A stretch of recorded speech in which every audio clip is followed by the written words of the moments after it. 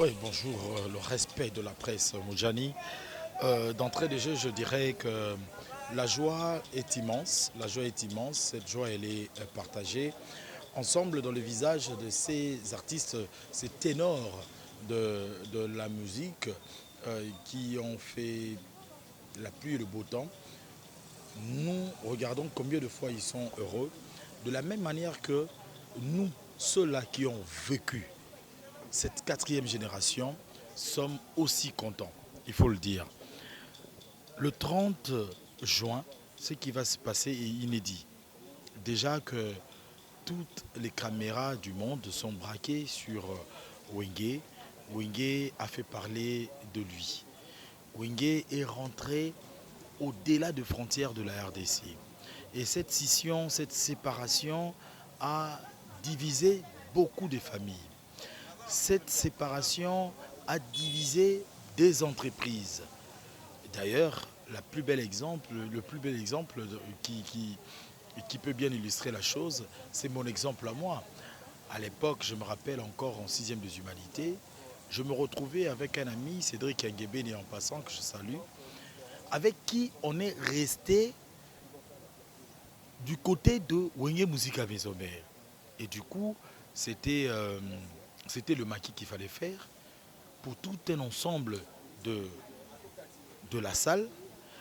On a dit non aux amis, moi et Cédric, parce que nous, on ne pouvait pas dormir avec ceux-là de BCBG. Donc, vous voyez combien de fois il y a eu des répercussions comme cela dans des familles, dans des vies des uns et des autres.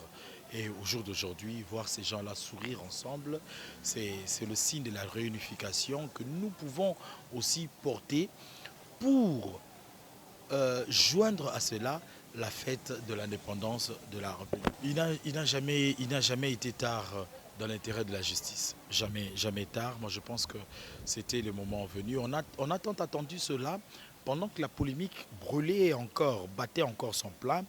Mais au jour d'aujourd'hui, même la polémique autour de ces artistes, je pense qu'avec l'âge, ces artistes-là sont en train de s'éloigner de ces polémiques. Regardez l'exemple de Werason et Blaise Boula.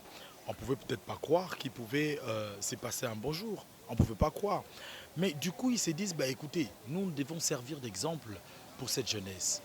Et du coup, ils sont là, ils sont en train de sourire, ils sont en train de se passer un bon jour.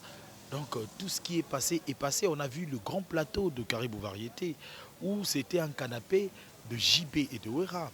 C'est tellement beau à voir que cela peut servir comme cela de leçon pour cette génération qui est en train de venir ou pas cette génération présente qui est en train de s'entretuer pour rien plutôt que de faire passer la musique avant tout. En tout cas, la seule de la plus grande préoccupation pour moi, c'est vrai qu'on ne sait pas réunir tous ces ténors qui ont fait partie du nom Wenge. Parce qu'après Wenge 4x4, il y a eu une suite.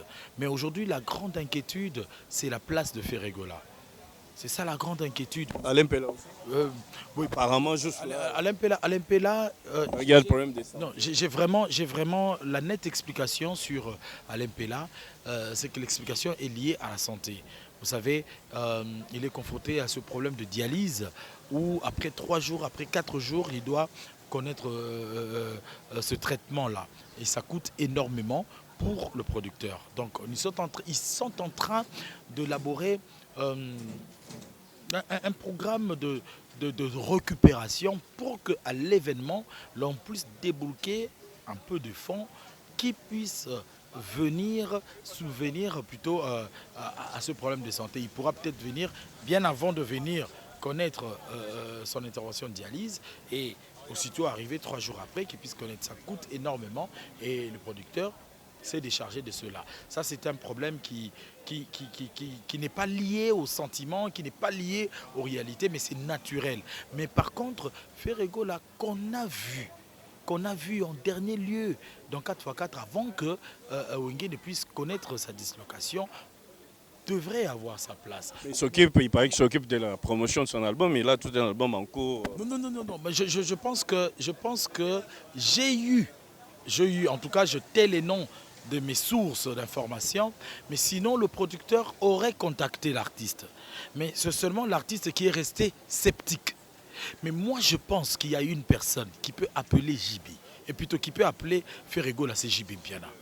Si JB Mpiana appelait Ferry, dit à son petit frère, joins-toi à nous, je pense que Ferry Gola ne serait pas resté encore sur cette position sceptique.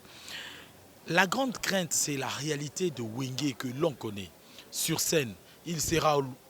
Il se dit lui-même, je suis le dernier né. Certes, ça c'est l'histoire de 4x4. Mais dans la réalité de fait, aujourd'hui, c'est Ferry Gola le padre. Ok? Sur Le dernier fils que Blaise Boula ne reconnaît pas. Que Blaise Boula ne reconnaît pas, et Blaise Boula qui n'a pas encore réparé ses propos. C'est ça aussi. Peut-être s'est senti lésé. Effectivement, c'est comme ça que j'étais en train de donner certaines raisons qui peuvent pousser au padre à rester sceptique. Mais je pense que si en ce net moment je pouvais tirer la sonnette d'alarme, c'est en rappelant à ces ténors de la musique congolaise, parce que nous connaissons très bien combien de fois les accointances sont autour des relations de Ferry Gola avec son mentor, Wera Hassan.